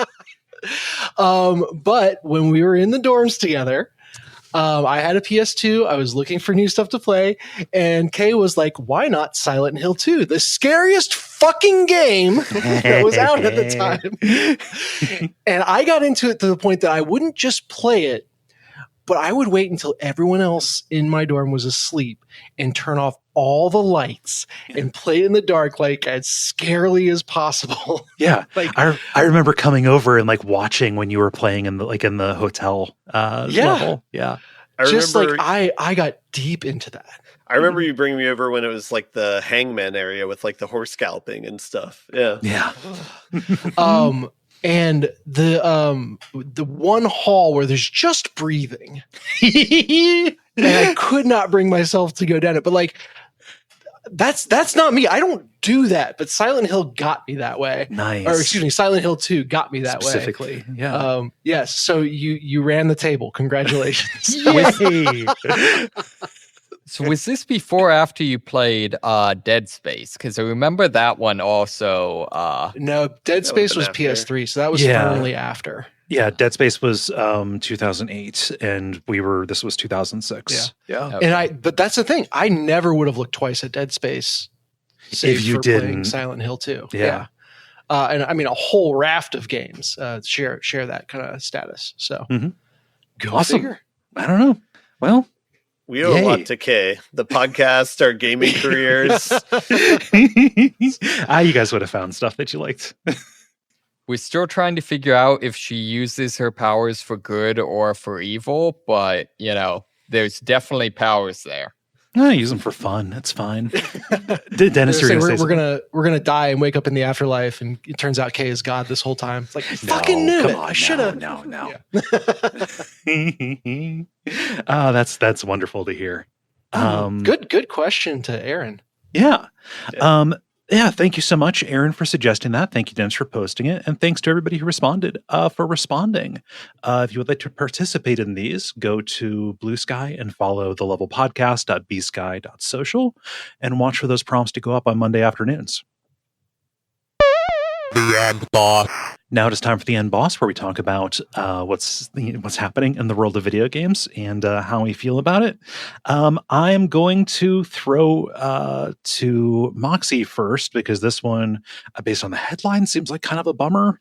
It's not exactly great. I mean, I guess there could be worse things in the world, but 87% of game developers are apparently using AI agents in their workflow. And I already have a note. No, AI agents, that's a marketing term. Those don't exist. Well, true. Very true.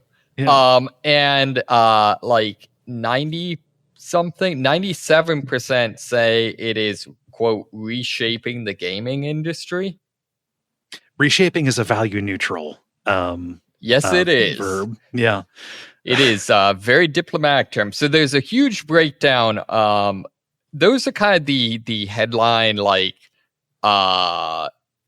numbers, but there's actually a huge breakdown of people being like, this percentage of people use it during their play testing. Yeah. This percentage for this, so on. A lot of this might also be gerrymandering anything related to machine learning, or just algorithmic or procedural stuff into AI. That's right. Probably because true. people have been using bots and auto solvers and stuff to play test shit for years. That's true. That is true. So are you telling me that the giant corporation that's made billions of dollars of bets on AI might be thumbing the scales? So I don't know that they are. A new survey by Google Cloud and the Harris poll. Yeah. They might actually also be counting just using Google Gemini, which has replaced other shit and has been shoved into everything. So I don't know that this feels like a marketing push to say oh, look at all these other developers using Gen AI. That's cool. Might not be the case. I think just my takeaway is everyone laughed and called me a curmudgeon when I said that video games are objectively getting worse. But who is laughing now? Yeah. The report also discovered that AI has changed how teams collaborate on key tasks, such as problem solving, quality control and testing, and speed of prototyping and iteration. Yeah, I'm not going to call bullshit. I just think that this is marketing. Yeah. Oh, it's totally marketing. Yeah. Yeah. More people having access to more tools is a good thing. Oh yeah. But this is also all built on the back of stolen material, etc. Not gonna lie, I will say like I'm mixed on like you said on AI in terms of like some of the copyright infringement and stuff like that. I have been impressed with some of my coworkers that you use AI, whether the ones that like built into the code editors. Mm-hmm. Some of those are pretty impressive. Yeah. I don't know. You guys can tell me if this is like a culturally insensitive analogy. He said, wincing. But I feel like the artists that kind of got used to train AI were a bit in the position of like Native Americans, getting trade offers from Europeans. I'll give you this, blanket and you give me all your land.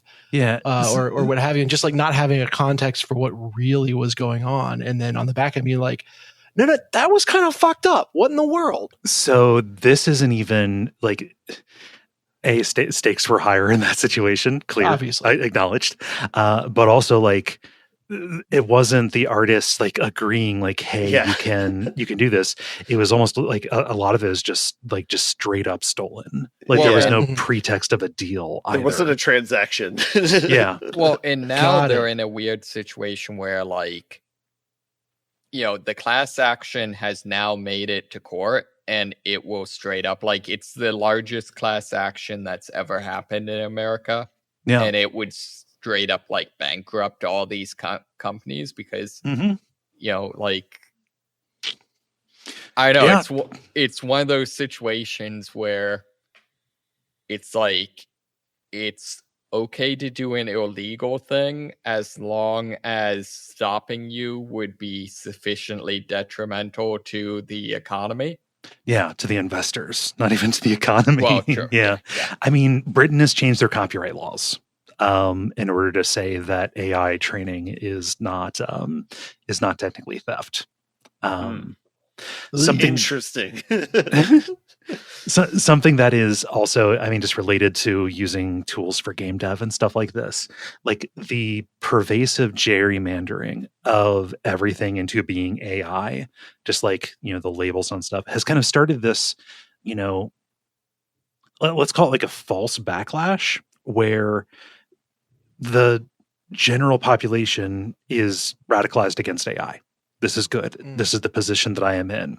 However, there are people who are singling out creators who are seen to be using any sufficiently technologically advanced aid for their digital art. Right? 90% of the tools in Photoshop, you could do the mental gymnastics to call it AI. Right. And Adobe has done the work for them on that, where, they just said, oh, this is AI now or something like that. But like, I've seen ridiculous claims about things like, I don't know, like line straightening in a, just like curve smoothing in like a drawing app or something like that, saying, like almost literally like it's a witch burner kind of stuff. So like the fuckery of the industry is creating an information environment where like innocent people are being swept up in it for using tools that in no way are actually generative or drawing from stolen work to do it. It's literally just machine learning stuff. Yeah. It's because we're like in the AI bubble right now. Like we were saying the same thing 2 years ago about like blockchain and NFTs. And so it's like in 2 years from now, it's like whatever works is going to work and whatever doesn't won't. And it's like people have moved on to whatever the next thing is. But it makes me think of, the music industry where there was a big rash of people accusing bigger artists of like, hey, you stole my riff, or like, hey, that actually comes from my thing. And it's like, look, I'm sorry, those 3 chords are not actually they're yours. only 12 notes. Yeah. There's only so many ways you can put those bad boys together. Or and eventually it shook out where, the artists, vast majority of artists that like, no, I got here on my own, here's how. And it became very clear. And the couple of places where someone was like actually stealing something or doing something crappy like that came to light. So hopefully AI gets to the same place. It goes to the Vanilla Ice v Queen kind of thing there. It's also like similar to like just an authenticity war about like, I don't know about you all, but like in the late 2000s, CDs that I would buy would like have guarantees that like, oh, no hard drives were involved in the production of this. Right. Big bands have said like, just like, hey, this is not like electronic in any way, which is fine as an ethos or for something to prefer. But also that the other side of that is saying like, oh, so electronic artists are not doing real stuff. No. Yeah, I remember actually having that conversation with my my dad, because there's some video he liked that like it was mostly just a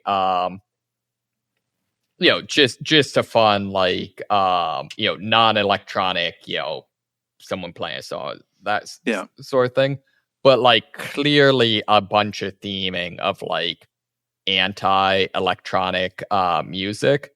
And it was interesting talking to my dad being like, no, so this one is a great video, but also here's why like it kind of makes my hackles rise. And it's like, if you're looking for not electronic, like the Who used an arpeggiator at the beginning of Bobo O'Reilly, right? Like it's, I don't know. The one I remember is Auto Tune. Oh God, yeah. Cher did Life After Love, and then we're still stuck with that. Yep. Yeah. Or T-Pain just leaned into it, Yeah, it became an aesthetic. I mean, Cher did that. Cher doing that song with that effect turned all the way up was like her revealing that this technology existed, and then it became an aesthetic that everybody took on. Yeah, man. I mean, you already know what I mean if I say it looks like AI art. It's kind of already happening. Yeah. Oh yeah. It's as a side note, if you haven't seen T-Pain's War Pigs, okay, amazing. Oh, so freaking good. It shouldn't be, but it's really, really good. His Tiny Desk concert's really good. Oh, I have to check that out. That actually sounds fun. My millennial ass talking about Tiny Desk concerts. The remaining 3 stories have to do with GamesCom, summer something or other. The big thing out in Germany. Game announcements that are happening. Somehow Jeff Keighley got his hands on this one too. He is the AI generated face of gaming now. Oh my God, I can't stand it. I'll do mine first. I was real surprised to see John Carpenter is making a game that's coming out in 2026. Wait, isn't John Carpenter like a fictional character? No, John Carpenter's a real ass dude.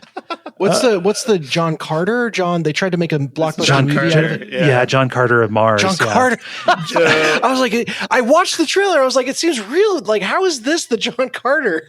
Yeah, IP? no. John Carpenter directed The Thing, the movie you referenced earlier. Yeah. Yeah. Okay. This is all clicking into place now. It makes a lot more sense. Moxie, we can't hear you. I think you're muted. To give you an idea, John Carter of Mars is very much the type of movie that John Carpenter would make. Yes. Okay, so except it would probably be good there. Yeah, if he did it would probably be good. He's done horror stuff. Yeah. He made They Live. The Thing. Mouth of Madness. I could just keep naming awesome John Carpenter movies. There's so many of them. Precinct 13. That's also really good. Did he do District 9 or was that someone else? That's somebody else. That was a South African director. Yeah. No. So John Carpenter hasn't made a movie in a while. He has actually said he just wants to spend his time like doing drugs and playing video games, which on. He does music, I think, too. Still, yes, yeah. He's been doing music too. Speaking of synthesizer shit, love his soundtrack stuff. But this was a real surprise. I had no idea that this was coming. It's a game called Toxic Commando. His name's on it as John Carpenter's Toxic Commando, and it's coming out in 2026. I saw the trailer. And I thought, oh, sweet, John Carpenter. And then I saw that it's a multiplayer co-op extraction shooter, and I got substantially less excited. But I'm still curious. Like, him being attached might get me to try it out, at the very least. I just assumed this was a movie he made sometime in like the 70s or the 80s. And I was like, oh, never heard of that one. Yeah. Nope. I mean, also, the other thing to be excited about is it is developed by Saber. Who does all of like the SnowRunner games. I know, right? And there seems to be like a significant portion of this that is like, you know, getting vehicles and getting them rideable and out of tough situations. So trying to gain traction in a muck of rotten zombie flesh. Yeah. How long do you try to dig out that car versus just turning and running? Yeah. So this is different than the Toxic Avenger. Correct. Yes. Somebody which they're making a movie of right now. Yes. So different than that. This is Toxic Commando. So I am tentatively curious. It says there's going to be a single player mode. I want to see what kind of video game John Carpenter makes. I don't know. Yeah, absolutely. Yeah. I'm not expecting a lot, but I'll check it out. Yeah. I wishlisted it. So, on to the next GameCom thing here. Dennis, what's happening in Napoleonic France? Yeah, so I mean the Expedition 33 oeuvre seems to be spreading. Mm-hmm. I just kind of picked a game that stood out to me as like kind of piqued my interest in the cavalcade of trailers that was the Gamescom opening night. A game called Valor Mortis, and it is essentially the dark, gritty French aesthetic applied to Dark Souls. Applied to Dark Souls with parkour stuff in it because it's the Ghostrunner team. Yeah, so there's no indication that there is parkour stuff in Valor Mortis, but it is the team that made basically like a Mirror's Edge game. So they prominently feature like from the team that brought you Ghostrunner. Mm-hmm. And I Ghostrunner did not stand out to me as like that a pedigree game, I guess. It made me so fucking motion sick. Yeah. So, but maybe I should say this might be a little bit more of a Kingsfield alike because it is first person. It's first person. Yeah. It's the combat looks a little bit too fast to be Kingsfield like. Okay. Yeah, fair enough. So maybe the Bloodborne of Kingsfield? I don't know. We'll see. But it is, as you said, kind of very set in Napoleonic France, to which like every character in the trailer is just an absolute caricature of French army people. Mm-hmm. Is a little Napoleon in their own right. And they kind of do some fairly standard combat, although there are more bodies than you would expect littering the ground. Mm-hmm. Maybe not. You know, France got pretty fucked up for a while there. Yeah. And you know they're doing the form ranks and fire kind of combat until someone in a golden mask gets shot and decides to inhale something that turns them into a Resident Evil monster. Yep. Complete with a gigantic hand and what appears to be an eye in the palm. So I mean, as you do. I mean, it's straight up Godric the Grafted, the way he has like multiple hands holding muskets popping out of the back of his arm. Yes. So like, it is Dark Souls, or at least Elden Ring in that case, as fuck. Mm-hmm. And really has me curious. From the little gameplay clips in the trailer, it feels like the way you dodge or block or parry is very important because that more directly sets you up for what your counterattack is going to be. Mm-hmm. And from a first person perspective, managing that is a little bit more difficult. Yeah. But yeah, so like I could see this going either way. I'm excited about the vibes, which is all you can really go off of for a trailer like this. Yeah. But color me interested. Doing it from a first-person perspective is going to run up against something where a lot of the Souls combat or just like navigation and encounter stuff is about situational awareness, and that is hard to achieve in first person. Yes. Yeah. I think a lot of it will factor in like how badly you are punished for first person making your life hard. Right. Will there be a mysterious sound that nobody can decide if it means somebody from off screen is going to attack you? Yes. I was furiously searching through YouTube videos trying to find, I swear to God, I'm not crazy. At least not for that reason. Yeah. So this is apparently, over 100 days out. So look for it. God, I guess that gets us close to next year. I think it's on Steam it says 2026. Yeah. So look for it next year. And fingers crossed that this kind of delivers on the promise of Dark Souls, but French. Now, there's been a couple of Dark Souls French Revolution games. There's one where you play as the robot. And steal something. Yeah. And then there's one where you're like inexplicably partnering up with Lovecraftian like deities to do some. I don't know, but I don't think how French is Lies of P. I mean, that is a French story, right? That's Pinocchio. Pinocchio is Italian. Is Pinocchio Italian? Yeah. So romance souls, Yeah. It's all the same language. It's fine. And that's why I argue. Yeah. Severed Steel is the name of the one you were thinking of, I think. Nope, different one. Wrong one. Regardless. Yeah. So interested in that. We'll see how it pans out. And Ben.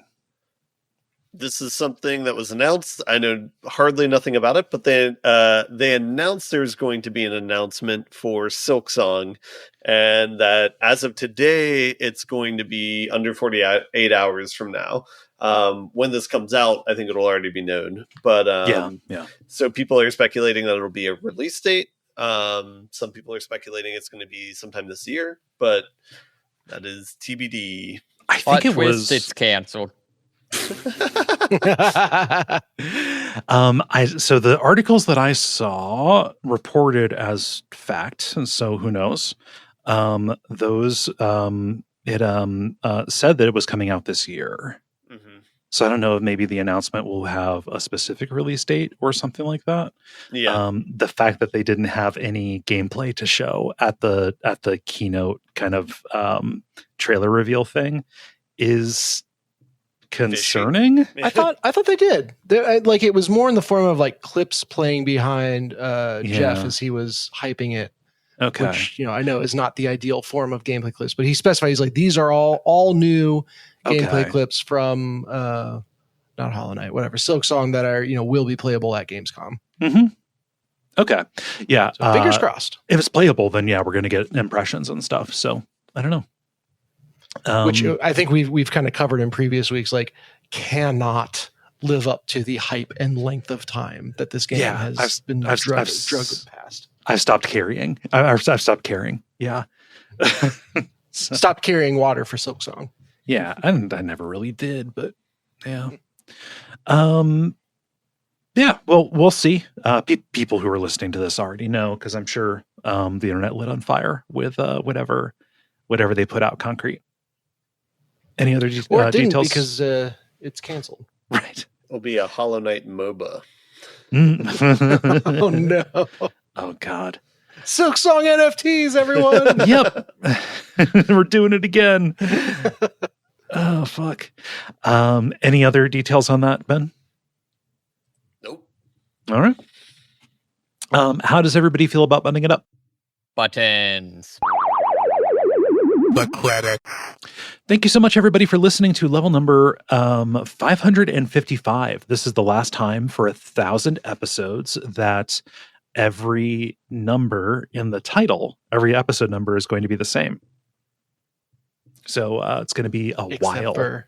Yeah. No. We got to come back around. 111. We just need No, that doesn't count because of leap years. I caught Kaye in the middle of her bullshit, folks. It's obviously bullshit. I make that joke every time there's a significant number. I think the last time we had a palindrome, I was like, it's the last time for like 500 that we're going to get it. but that will slip past me all too often, and then I'll be like going up to bed and be like, hey, wait. But at least now with the cameras on, I can see everybody. Yeah. Just gonna like tilt their head 45 degrees like a dog. Yeah. So no episode next week. Yes. We'll be back after that. Go ahead. What? I said yes. Yes. For this show, you know what to do. Leave us ratings and reviews, tell your friends, talk about us on social media. All of that's there. If you would like to see me, I'm going to be at the Portland Retro Games Expo, October at least 17, the event is the 17th through the 19th. We're going to be doing a panel on either that Saturday or Sunday. So details to come also about our meetup that we're going to be doing. Anything I'm forgetting? Mm-mm. All right. Well, thank you so much. I've been Kaye. You can find me on Blue Sky at Kaye.zone. I've been Dennis Furia. You can find me on Blue Sky at Furia Games. I've been Moxie. I've been Ben Merkel. And stick around for some titles.